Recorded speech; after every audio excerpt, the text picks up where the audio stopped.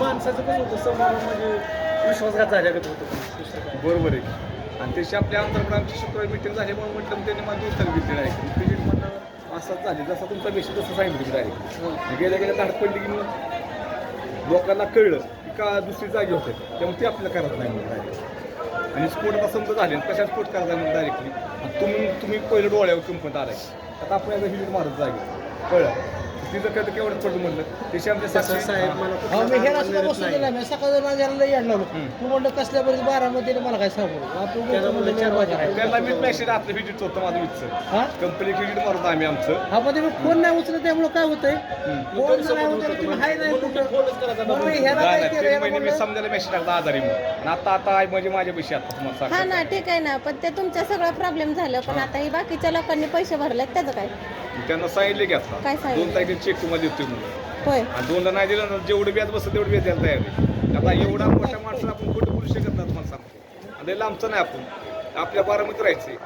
10,000साठी एवढं खोटं बोलून जमणार आहे का आपल्याला हो नाही, मी तेच ते म्हणजे अडचणीत आहेत ते 2ला चेक नाही दिला तुम्हाला तर काय असेल ते व्याज तुम्हाला देतो म्हटलं त्या पण दिवशी आज एक तर ऐका 4 महिने ना. नाही गाठ पडली 6 महिने तुम्हाला दिसलं का नाही पैसे भरायच्या वेळेस त्यांनी मला पण कॉल केलता तरी मी म्हणलं करतेल तुमच्या आधी आपली म्हणलं वेळ लागते करा. नंतर ह्यांची वेळ मला लागते पण त्यांना ह्यांना केलं. हा दिलेत की मी पैसे भरलेत की तुम्ही पण दिलं ना? हो तुम्ही कुठं राहता? मी लिमटेकला राहते लिमटेकला.